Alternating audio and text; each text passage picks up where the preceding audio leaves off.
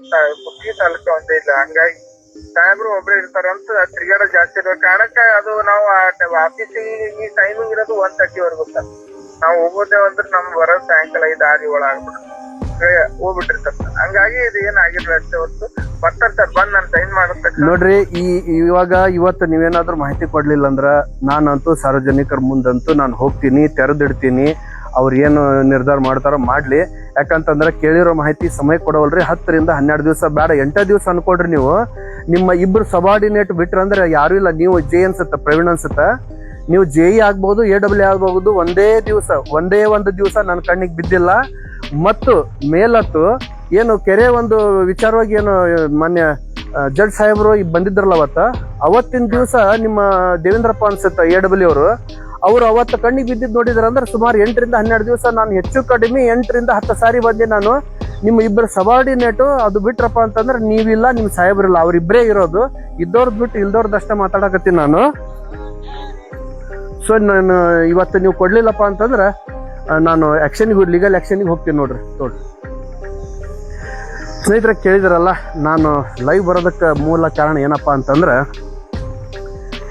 ಸರ್ಕಾರಿ ಅಧಿಕಾರಿಗಳು ಎಷ್ಟು ಭ್ರಷ್ಟ ಅದರ ಅನ್ನೋದಕ್ಕೆ ಒಂದು ಪುಸ್ತಕ ಥರ ತೆರೆದಿಡ್ಬೇಕಂತ ಹೇಳಿ ಬಂದಿದ್ದೆ. ಇವತ್ತು ನಾನು ಎಲ್ಲಿ ಬಂದೀನಿ ಅಂತಂದ್ರೆ MI ಆಫೀಸ್ ಕುಷ್ಟಗಿ NH ಗಂಟುಕೊಂಡು ಏನು ತಾವರಿಗೆರೆ ರೋಡಿಗೆ ಬರುತ್ತಲ್ಲ, ಇಲ್ಲಿ ಹಿಂದೆ ನೋಡ್ಬೋದು ನೀವು. ಈ ತಾವರಿಗೆರೆ ರೋಡಿಗೆ ಒಂದು ನಿಮಿಷ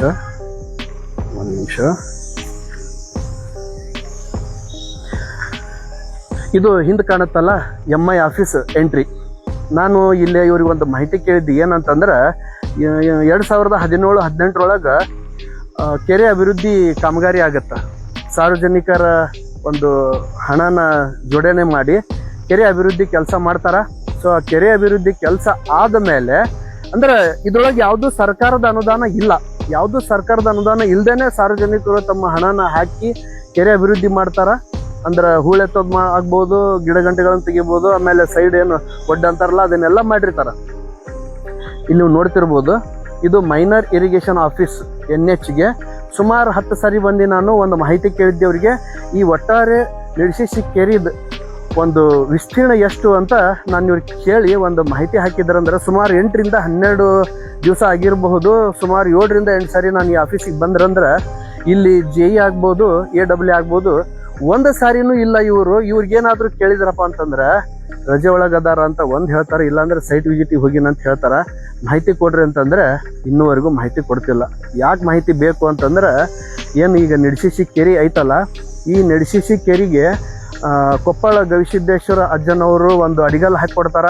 ಆ ಒಂದು ಕೃಪಾ ಆಶೀರ್ವಾದದಿಂದ ಆ ಕೆಲಸಗಳು ಕಂಟಿನ್ಯೂ ಮುಂದುವರೆದಿದ್ದು ಬಹುಶಃ ಸ್ಥಳೀಯವಾಗಿ ತಾವು ಯಾರಾದರೂ ಇದ್ರಂದ್ರೆ ಗೊತ್ತಾಗಿರ್ತೈತಿ. ಅದು ಅಲ್ದೇನ ಇಲ್ಲಿ ಮಾನ್ಯ ಒಬ್ಬರು ಆರಕ್ಷಕ ಅಧಿಕಾರಿಗಳು ಬಂದಿರ್ತಾರ. ಅವರು ಮುತುವರ್ಜಿ ತಗೊಂಡು ಇದನ್ನ ಅವರು ಒಂದು ನೀಟಾಗಿ ಕೆಲಸ ಮಾಡಕ್ಕೆ ಸಹಾಯ ಮಾಡ್ತಾರ, ಅನುಕೂಲ ಮಾಡ್ತಾರ. ಅದೇ ಒಂದು ಆರಕ್ಷಕ ಅಧಿಕಾರಿಗಳು ಮತ್ತೆ ಕುಷ್ಟಗಿಗೆ ಬಂದಾಗ ಈಗ ಮತ್ತೆ ನೆನಪಾಗೈತಿ ಈ ಕೆರೆ ಅಭಿವೃದ್ಧಿ ಮಾಡಬೇಕು ಅನ್ನೋದು ಎಲ್ಲರದು ವಿಚಾರ ಹಿಡ್ಕೊಂಡು ಹೇಳಕತ್ತೀನಿ ನಾನು. So 1 minute.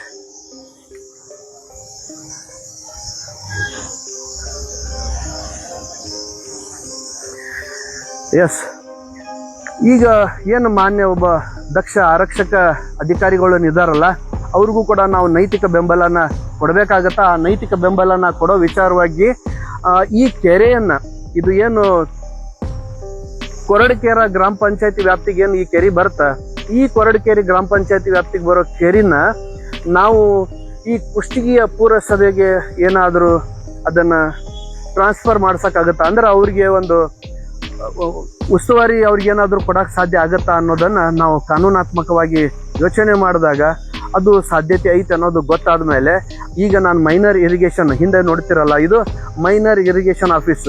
ಇದು ಒಂಥರ ಭ್ರಷ್ಟದ ಕೂಪ ಅಂತಾನ ಅನ್ಬಹುದು ಅನ್ಸುತ್ತೆ. ಯಾಕಂತಂದ್ರೆ ನಾವಿಲ್ಲಿ ಕೇಳೋ ಯಾವ್ದಾದ್ರು ಪ್ರಶ್ನೆಕ್ಕೆ ಇಲ್ಲಿ ಅಧಿಕಾರಿಗಳು ಯಾರು ಸರಿಯಾಗಿ ಉತ್ತರ ಕೊಡವಲ್ರು. ಮತ್ತೆ ನಾನು ಮಾಹಿತಿ ಕೇಳಿದೆ, ಅವ್ರು ಹೇಳಿದ್ರು ಓವರಾಲ್ ಆಗಿ ಸರ್ 326 ಎಕರೆ ಇದೆ ಅಂತ ಅವ್ರು ಹೇಳಕತ್ತಾರ. ನಾನು ಇಷ್ಟ ಹೇಳಿದ್ದು ನನಗೆ 270 ಎಕರೆ ಐತಿ ಅಂತ ನನಗೆ ಗೊತ್ತು. ಇನ್ನೊಬ್ಬ ಪತ್ರಕರ್ತರು 290 ಎಕರೆ ಅಂತಾರ, ಇನ್ನೊಬ್ರು 296 ಎಕರೆ ಅಂತಾರ. ಆದ್ರೆ ನಿಖರತೆ ಇಲ್ಲಲ್ಲ ಅಂತ ನಾನು ಕೇಳಿದ್ರಂದ್ರೆ, ಸರ್ ನಾವು ಬೈಂದ ಹೇಳಕತ್ತೀವಲ್ಲ ಅಂತಾರೆ. ಇದು ಯಾರ ಅಂಡರ್ ಬರ್ತೈತಿ ಅಂತಂದ್ರೆ ಇದೇ ನಮ್ಮ ಮೈನರ್ ಇರಿಗೇಷನ್ ಸಣ್ಣ ನೀರಾವರಿ ಇಲಾಖೆಗೆ ಬರುತ್ತ ಅಂತ ಅವರು ಬಾಯಿಂದ ಹೇಳ್ತಾರೆ. ಇದನ್ನ ಯಾಕೆ ನೀವು ಒಂದು ಕಾಗದ ಒಳಗೆ ಕೊಡಬಾರ್ದು ಅಂತ ಹೇಳಿದ್ರೆ, ಸಾಹೇಬರು ಇಲ್ಲ ಅನ್ನೋ ಹಾರಿಕೆ ಉತ್ತರ ಇಲ್ಲೇ ರೆಡಿ ಇರ್ತೈತಿ. ಸುಮಾರು 7ರಿಂದ 8-9 ಸಾರಿ ಬಂದಿರ್ಬೋದು ನಾನು. ಆದ್ರೆ ಒಂದು ಸಾರಿನೂ ಇಲ್ಲಿ AW ಅವರು ಕಂಡಿಲ್ಲ. ಬಹುಶಃ ದೇವೇಂದ್ರಪ್ಪ ಅಂತ ಅನ್ಸುತ್ತೆ ಅವ್ರ ಹೆಸರು. ಒಂದು ಸಾರಿನೂ ಇವ್ರು ಕಂಡಿಲ್ಲ. ಇವರು ಯಾವ ಥರ ನೌಕರಿ ಮಾಡಕತ್ತಾರ ಅನ್ನೋದು ಗೊತ್ತಾಗೋಲ್ದು. ಅದಕ್ಕೆ ನಾನು ಇವತ್ತು ನೇರವಾಗಿ ಅವ್ರಿಗೆ ಮಾತಾಡ್ಸೋ ಪ್ರಯತ್ನ ಮಾಡಿದೆ. ನಿಮ್ಮ ಮುಂದೆ ಬರಬೇಕಾದ್ರೆ ಆಲ್ರೆಡಿ 1-2 ಮಾತುಗಳು ಆಗಿದ್ದು. ಏನು ಅಂತಂದ್ರೆ, ಏನು ಸರ್ಕಾರದಿಂದ ನೀವು ವೇತನ ತಗೊಳ್ತೀರಿ, ಆ ಸರ್ಕಾರದಿಂದ ವೇತನ ತಗೊಳ್ತಿರಲ್ಲ ಅದೇ ಪ್ರಕಾರ ನೀವು ಕೆಲಸ ಮಾಡಬೇಕು. ಭ್ರಷ್ಟತೆಗೆ ನೀವು ಅವಕಾಶ ಕೊಡಬಾರ್ದು ಅನ್ನೋದನ್ನ ನಾವು ಅವ್ರಿಗೆ ಒತ್ತಿ ಹೇಳೋ ಕೆಲಸ ಮಾಡಿದ್ವಿ. ಅವ್ರು ಹೇಳ್ತಾ ಇದ್ದಾರೆ ನಾವು ಭ್ರಷ್ಟ ಮಾಡಲ್ಲ, ನಾವು ಭ್ರಷ್ಟರಲ್ಲ ಅಂತಂದು ಏನೇನೋ ಹೇಳ್ತಾರ ಅವರು. ಆದ್ರೆ ಮೇಲ್ನೋಟಕ್ಕೆ ನೋಡಿದಾಗ ಅದು ಹಂಗ ಅನ್ಸುತ್ತೆ. ಯಾಕಪ್ಪ ಅಂತಂದ್ರೆ ಕೇಳಿರೋ ಮಾಹಿತಿ ಕೊಡೋವಲ್ರಲ್ಲ. ಸುಮಾರು 8ರಿಂದ 12 ದಿವಸ ಆಯ್ತು ನಾನು ಮಾಹಿತಿ ಕೇಳಿ, ಆ ಮಾಹಿತಿ ಮೇಲೆ ಸರಿ ಐತಿ ಅಥವಾ ಈ ಥರ ಮಾಹಿತಿ ಐತಿ ಅಂತ ಒಂದು ಸಿಗ್ನೇಚರ್ ಮಾಡಕ್ಕೆ ಆಗದಿರೋಷ್ಟು ಬಿಜಿ ಒಬ್ಬ AW ಇದ್ದಾರ ಅಂತಂದ್ರೆ ಮತ್ತಿದು ಸರ್ಕಾರಿ ಕಡತ ಅಲ್ಲೇನು? ಸೊ ಮುಂದುವರೆದು ಇಲ್ಲಿಂದ ನಮಗೆ ಮಾಹಿತಿ ಸಿಕ್ಕಾಗ ಈ ಮಾಹಿತಿನ ತಗೊಂಡು ಸೆಕ್ಷನ್ ವೈಸ್ ಅಪ್ಲೈ ಮಾಡಿ ಮಾನ್ಯ ಆರಕ್ಷಕರು ಅಂತ ನಾನು ನಿಮ್ಗೆ ಆಗಲೇ ಹೇಳಿದ್ನಲ್ಲ, ನಾನು ಅವ್ರಿಗೂ ಕೂಡ ಮಾತಾಡೋ ಪ್ರಯತ್ನ ಮಾಡಿದ್ದೆ. ಬೇಡ, ನಮ್ಮ ಹೆಸರೇನು ಅವಶ್ಯಕತೆ ಇಲ್ಲ ಅಂತ ಅನ್ನೋ ಒಂದು ಮಾರ್ಮಿಕವಾಗಿ ಅವ್ರು ಮಾತಾಡಿದ್ದು ಇಲ್ಲೇ ನಾನು ಸ್ಮರಿಸ್ಬೇಕಾಗತ್ತೆ. ಸೊ ಈ ಎಲ್ಲ ಮಾಹಿತಿನ ತಗೊಂಡು ನಾವು ಮಾನ್ಯ ತಹಶೀಲ್ದಾರರಿಗೆ ಒಂದು ಮನವಿ ಕೊಟ್ಟು, ಸಾರ್ವಜನಿಕರು ಎಲ್ಲರೂ ಸೇರಿ ಮಾನ್ಯ ತಹಶೀಲ್ದಾರಿಗೆ ಒಂದು ಮನವಿ ಕೊಟ್ಟು, ಈ ನಿಡಸೇಸಿ ಕೇರಿ ಮತ್ತು ಅಲ್ಲಿ ಏನು ಉದ್ಯಾನವನ ಐತಿ ಇವು ಎರಡೂ ಮೇಂಟೆನೆನ್ಸ್ ಅಂದ್ರೆ ಅದನ್ನ ಮೇಂಟೈನ್ ಮಾಡಾಕ ಆಗಲ್ಲ ಅವ್ರಿಗೆ. ಅಂದ್ರೆ ಅನುದಾನನೂ ಕೊರತೆನೂ ಆಗುತ್ತೆ. ಯಾಕಂದ್ರೆ ಒಂದು ಗ್ರಾಮ ಪಂಚಾಯತಿಗೆ ಸುಮಾರು 300 ಎಕರೆ ಒಂದು ಏನು ಕೆರೆ ಐತಲ್ಲ ಅದನ್ನ ಮೇಂಟೈನ್ ಮಾಡಬೇಕಾದ್ರೆ ಸಾಕಷ್ಟು ಕಷ್ಟದ ಕೆಲಸನ ಅಂತ ಅನ್ಬಹುದು. ಬಹುಶಃ ಗೊತ್ತಿಲ್ಲ. ಇದು ನಮ್ಮ ಒಂದು ಸಣ್ಣ ಪ್ರಯತ್ನ ಅಂತ ಅಷ್ಟ ಹೇಳ್ಬೋದು ನಾವು. ಇದನ್ನ ಕುಷ್ಟಗಿಯ ಪುರಸಭೆ ವ್ಯಾಪ್ತಿಗೆ ತರಬೇಕು ಅಂತ ಅನ್ನೋದು ಒಂದು ದೃಷ್ಟಿಕೋನ. ಇದ್ರೊಳಗೆ ಸಮಾನ ಮನಸ್ಕರು ಎಲ್ಲರೂ ಕೈ ಜೋಡಿಸಿರೋದು ಈಗಾಗಲೇ ನಾವು ಹಿನ್ನೆಲೆಯಾಗಿ ಅಂದ್ರೆ ನಾವು ಸಣ್ಣಾಗಿ ಕೆಲಸ ಮಾಡ್ಕೊತ ಬಂದೀವಿ. ಅಲ್ಲಿಂದ ಈ ಮೈನರ್ ಇರಿಗೇಷನ್ದಿಂದ ನಮ್ಗೆ ಏನು ಮಾಹಿತಿ ಸಿಗುತ್ತಾ ಈ ಮಾಹಿತಿನ ನಾವು ಆ ಒಂದು ಫೈಲಿಗೆ ಅಂದ್ರೆ ನಾವೇನು ಅರ್ಜಿ ಕೊಡ್ತೀವಿ ತಹಶೀಲ್ದಾರ್ ಅವ್ರಿಗೆ ಇದನ್ನ ಅಟ್ಯಾಚ್ ಮಾಡಿ ಅವ್ರಿಗೆ ಒಂದು ಮನವಿ ಕೊಟ್ಟು, ಅದನ್ನ AC ಅವರಿಗೆ DC ಅವರಿಗೆ ಮನವಿ ಕೊಟ್ಟು, ಅದೇ ರೀತಿ ಇಲ್ಲಿ ಆರಕ್ಷಕ ಠಾಣೆಗೂ ಒಂದು ಮನವಿ ಕೊಟ್ಟು ಸಾರ್ವಜನಿಕರು ಈ ತರ ಒಂದು ಪ್ರಶ್ನೆ ಎತ್ತುತ್ತಿದ್ದಾರೆ. ಯಾಕಂತಂದ್ರೆ ಈ ಕೆರೆಯನ್ನ ನಾವು ಶತಾಯಗತ ಉಳಿಸ್ಕೋಬೇಕು. 2017-18 ಸಾರ್ವಜನಿಕರ ಹಣದಿಂದ ಏನು ಈ ಕೆರೆ ಒಂದು ಉಳೆತ್ತೋ ಕಾರ್ಯಕ್ರಮ ಆಗ್ಬಹುದು ಅಥವಾ ಉದ್ಯಾನವನ ಆಗಿರ್ಬೋದು. ಇದ್ರೊಳಗೆ ಒಬ್ಬರಿಬ್ರು ಅಂತ ಯಾರ್ದು ಹೆಸರು ತಗೊಳ್ಳಾರ್ದೆ ₹1 ಕೂಡ ಅವರ ಬೆವರಿನ ಹನಿಯಿಂದ ರೊಕ್ಕ ಜೋಡಿಸಿರ್ಬೋದು. ಮತ್ತೆ ಈ ಒಂದು ವಿಚಾರದೊಳಗೆ ಈ ಒಂದು ಟೈಮ್ ಒಳಗೆ ನಾನು ಇನ್ನೊಬ್ಬರನ್ನ ನೆನೆಸ್ಕೋಬೇಕು. ಬಹಳ ಮಂದಿ ಅದಾರ ಊರೊಳಗೆ, ಸಾಕಷ್ಟು ಗಣ್ಯರದಾರ, ಸಮಾನ ಮನಸ್ಕರು ಎಲ್ಲರೂ ಇದಕ್ಕೆ ಕೈ ಜೋಡಿಸಿದ್ರು. ಅದೇ ರೀತಿ ಒಂದು ಇನ್ನರ್ ವೀಲ್ ಕ್ಲಬ್ನವ್ರು ಕೈ ಜೋಡಿಸಿದ್ರು. ಅವರು ಕೂಡ ಕೆಲವೊಂದಿಷ್ಟಲ್ಲೇ ಸ್ಟ್ಯಾಚ್ಯೂ ಅಂಟಿಸೋ ಪ್ರಯತ್ನ ಮಾಡಿದ್ರು.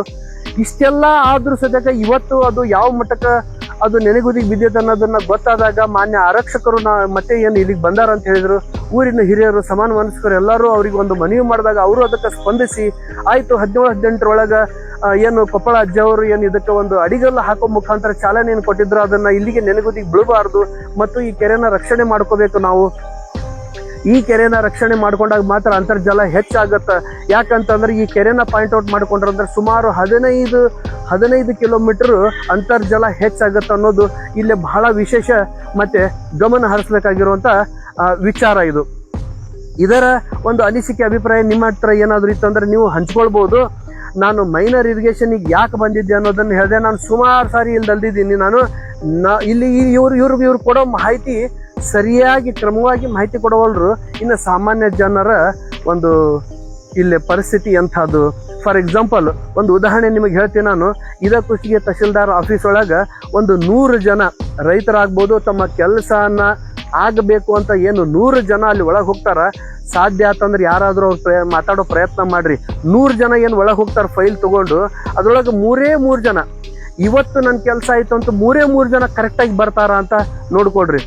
100 ಸೊ ಇಂಥ ಪರಿಸ್ಥಿತಿ ಒಳಗೆ ಈ ಥರ ಆಗಬಾರ್ದು. ಮತ್ತೆ ಅಧಿಕಾರಿಗಳು ಈ ಥರ ಒಂದು ಧೋರಣೆನ ಬಿಟ್ಟು ಬಿಡಬೇಕು. ಕೇಳಿರೋ ಮಾಹಿತಿನ ಕ್ರಮವಾಗಿ ಕೊಡಬೇಕು. ಯಾಕಂತಂದ್ರೆ ನಾವು ಅವ್ರ ಮನೆ ಮಾಹಿತಿ ಏನು ಕೇಳ್ತಿಲ್ಲ, ನಮ್ಮ ಮನೆದು ಬೇರೆ ಮಾಹಿತಿ ಏನು ಕೇಳ್ತಿಲ್ಲ, ಸಾರ್ವಜನಿಕವಾಗಿ ಮಾಹಿತಿ ಕೇಳತ್ತೀವಿ.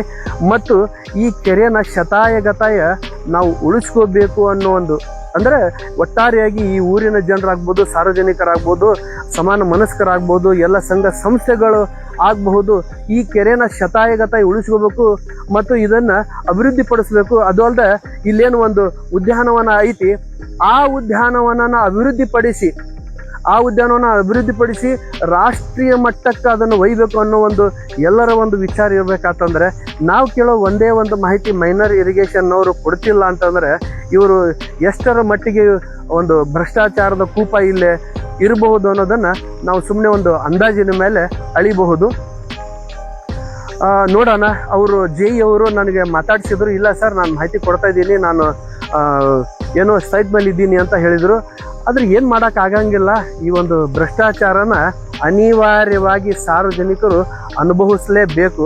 ಯಾಕಂತಂದ್ರೆ ನಾನು ಅವರಿಗೆ ನೇರವಾಗಿ ಒಂದು ಪ್ರಶ್ನೆ ಕೇಳಿದೆ, ಏನು ಮಾಹಿತಿ ಹಕ್ಕು ಅನ್ನೋದು ಏನೈತಿ, ಒಂದು ರಾಷ್ಟ್ರದ ಒಂದು ಏನು ಒಂದು ಏನನ್ಬೇಕು ಅದಕ್ಕೆ ನೆನಪಾಗವಲ್ದು, ಕಾನೂನು ಐತಲ್ಲ, ಆ ಒಂದು ಕಾನೂನನ್ನ ಇವರಿಗೆ ಗೊತ್ತಿಲ್ದೋ ಮುರಿತಾ ಇದ್ದಾರೆ ಇವರು ಅನ್ನೋದು ನಮ್ಮ ಒಂದು ಈ ಹೊತ್ತಿನ ಧೋರಣೆ. ಯಾಕಂತಂದ್ರೆ ಕೇಳಿರೋ ಮಾಹಿತಿನ ಸರಿಯಾಗಿ ಕೊಟ್ಬಿಟ್ರಂದ್ರೆ ಏನೂ ತೊಂದರೆ ಇರೋಂಗಿಲ್ಲ. ಈಗ ಸ್ಯಾಲ್ರಿ ವೇತನ ಅಂತ ಲೇಟ್ ಆತಪ್ಪ ಅಂತಂದ್ರೆ ಇವ್ರಿಗೆ ಎಷ್ಟು ತೊಂದರೆ ಆಗತ್ತೆ, ಅದೇ ಥರ ನಮಗೆ ಮಾಹಿತಿ ಲೇಟ್ ಆತಪ್ಪ ಅಂದ್ರೆ ನಮಗೂ ತೊಂದರೆ ಆಗಾಗಿಲ್ಲ. ಏನು ಮಾಹಿತಿ ಕೇಳಿದ್ರು ಕೂಡ ಯಾಕೆ ಅಂತ ಕೇಳುವಂಥ ಅಧಿಕಾರಿ ಇವ್ರಿಗೆ ಇಲ್ಲದೆ ಹೋದ್ರು ಮಾಹಿತಿ ಕೊಡೋಕೆ ಇಷ್ಟು ಸತಾಯಿಸ್ತಾರಲ್ಲ ಇವರು, ಇನ್ನು ಯಾಕೆ ಮಾಹಿತಿ ಕೊಡಂಗಿಲ್ಲ? ಸೊ ಈ ಥರ ಸರ್ಕಾರಿ ಅಧಿಕಾರಿಗಳಿಗೆ ಎಲ್ರಿಗೂ ಬಿಸಿ ಮುಟ್ಟಿಸೋ ಪ್ರಯತ್ನ ಆಗಬೇಕು.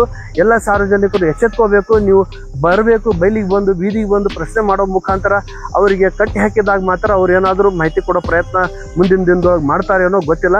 ಇವಾಗಂತೂ ನಾನು ಕೇಳೋ ಪ್ರಯತ್ನ ಮಾಡಿದೆ, ಅವ್ರು ಕೊಡ್ತೀನಿ ಅಂತ ಹೇಳಕತ್ತಾರ. ಇನ್ನೊಂದು 2 ತಾಸು ಬಿಡ್ರಿ ಸಾಹೇಬ್ರು ಬರಲಿ, ನಾನು ಮಾಹಿತಿ ಕೊಡ್ತೀನಿ ನಿಮಗಂತ ಹೇಳಕತ್ತಾರ.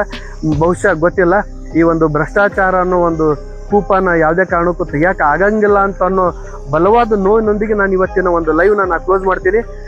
Thank you. ನಿಮ್ಮೆಲ್ಲರ ಸಪೋರ್ಟ್ ಇದೇ ಥರ ಕಂಟಿನ್ಯೂ ಹಿಂಗೆ ಇರಲಿ, ಮುಂದುವರಿಲಿ. ಮತ್ತು ಈ ಒಂದು ಭ್ರಷ್ಟಾಚಾರಿಗಳಿಗೆ ಒಂದು ಮೂಗುದಾಣ ಹಾಕೋ ಪ್ರಯತ್ನ ಮುಂದಿನ ದಿನದೊಳಗೆ ಆಗಲಿ. ಆ ಪ್ರಯತ್ನದೊಳಗೆ ನಾವು ಸತತವಾಗಿ ಇರ್ತೀವಿ ಅಂತ ಹೇಳ್ತಾ ನಾನು ಮತ್ತೆ ಇಲ್ಲಿಗೆ ಲೈವ್ ಮುಗಿಸ್ತೀನಿ. ಮತ್ತೆ ನಾನು ನಿಮಗೆ ಸಿಗ್ತೀನಿ ಅಂತ ಹೇಳ್ತಾ ಥ್ಯಾಂಕ್ ಯು, ಬಾಯ್. ಎಲ್ರಿಗೂ ನಮಸ್ಕಾರ. ನಾನು ಸೆಕೆಂಡ್ ಲೈವ್ ವಿತಿನ್ 1 ಅವರ್ ಒಳಗೆ ನಂದು ಇವತ್ತು ಸೆಕೆಂಡ್ ಲೈವ್, ಇವತ್ತಿನ 2ನೇ ಲೈವ್. ನನ್ನ ವಾಯ್ಸ್ ಕರೆಕ್ಟ್ ಐತಾ ನೋಡಿಬಿಡ್ತೀನಿ ಒಂದು ನಿಮಿಷ. ಓಕೆ, ನನ್ನ ವಾಯ್ಸ್ ಕರೆಕ್ಟ್ ಐತಿ. ವಿತಿನ್ 1 ಅವರ್ ಒಳಗೆ ಇವತ್ತು 2ನೇ ಲೈವ್. ವಿಷಯ ಇಷ್ಟಪ್ಪ, ನಾನು ಮೈನರ್ ಇರಿಗೇಷನ್ಗೆ ಬಂದಿದ್ದು ಇವತ್ತು ಕುಷ್ಟಗಿ NH. ಇಲ್ಲೇ ನೀವು ನೋಡ್ತಿರ್ಬೋದು, NH ರೋಡ್ ಇಲ್ಲಿ ಕಾಣಕತ್ತೈತಲ್ಲ. ಸೊ ಈ NH ರೋಡಿಗೆ ಅಂಟ್ಕೊಂಡು ಇದು ಮೈನರ್ ಇರಿಗೇಷನ್ ಹೌದಲ್ಲ, ಇದು ಮೈನರ್ ಇರಿಗೇಷನ್ ಆಫೀಸು. ಸೊ ಇಲ್ಲಿ ನಾನು ಒಂದು ಮಾಹಿತಿ ಕೇಳಿದ್ದೆ, ನಿಮ್ಗಾಗಲೇ ಲೈವ್ ಒಳಗೆ ನಾನು ತಿಳಿಸಿದ್ದೆ. ನಿಡಿಶೇಷಿ ಕೆರೆ ಎಷ್ಟು ಎಕರೆ ಐತೆ ಅನ್ನೋದು ಒಂದು ಅಫಿಸಿಯಲ್ಲಿ ಒಂದು ನಮ್ಮ ಮಾಹಿತಿ ಕೊಡ್ರಿ ಅಂತ ಇಷ್ಟ ಕೇಳಿದ್ದೆ, ಮತ್ತೇನು ಕೇಳಿಲ್ಲ ನಾನು. ಅಫಿಸಿಯಲ್ಲಿ ನಿಡಿಶೇಷಿ ಕೆರೆ ಎಷ್ಟೈತೆ ಅಂತ ಕೇಳಿದ್ರಂದ್ರೆ 8 ರಿಂದ 12 ದಿವಸ ಆಯ್ತು. ಸುಮಾರು 7 ರಿಂದ 8 ಸಾರಿ ಬಂದು ನಾನು ಇಲ್ಲಿ AW ಅವರು ಇರಲಿಲ್ಲ. ಇವಾಗ ನಾನು ಕೇಳಿ ಸಾಕಾಗಿ ಒಂದು ಲೈವ್ ಮಾಡಿದೆ. ನೀವು ನೋಡ್ಬೋದು ಆ ಲೈವ್. ಬಹುಶಃ 1 ಅವರ್ನು ವ್ಯತ್ಯಾಸ ಇಲ್ಲ ಅನ್ಸುತ್ತೆ, 1 ತಾಸು ಗ್ಯಾಪ್ ಇಲ್ಲ ಅಂತ ಅನ್ಕೋತೀನಿ ನಾನು. ಇದೇ AW ಅವರು ಬಂದು ಆಫೀಸ್ ಒಳಗೆ ಕೂತ್ಕೊಂಡು ಮಾಹಿತಿ ಕೊಟ್ರು.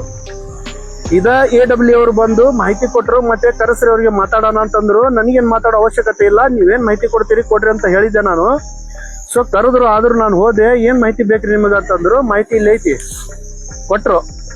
ಸೊ ಅವ್ರಿಗೆ ಹೇಳ್ದೆ, ನೋಡ್ರಿ ಸರ್, ನನಗೇನು ಬೇಕಾಗಿತ್ತು ಅದೊಂದು ಮಾಹಿತಿ ಕೊಡೋದಲ್ದನ ನೀವು 8 ದಿವಸ ಅಥವಾ 7-8 ಸಾರಿ ನಾನು ಬಂದ್ರು ಯಾಕೆ ನೀವು ಆಫೀಸ್ ಒಳಗೆ ಇರಲಿಲ್ಲ ಅಂತ ನಾನು ಮತ್ತೆ ಅವರಿಗೆ ಕ್ರಾಸ್ ಮಾಡಿದೆ. ಸೊ ಅವಾಗ ಹೇಳಿದ್ರು, ಆಯ್ತು ನಿಮ್ಮ ಮಾಹಿತಿ ತೊಗೊಂಡು ಹೋಗ್ರಿ ಅಂತ ಹೇಳಿದ್ರು. ನಾನು ಏನು ಕೇಳಿದ್ದೆ ಗೊತ್ತಾ ವೀಕ್ಷಕರೇ, ನಾನೇನು ಅವ್ರ ಆಸ್ತಿ ಒಳಗೆ ಪಾಲ್ ಕೇಳಿಲ್ಲ.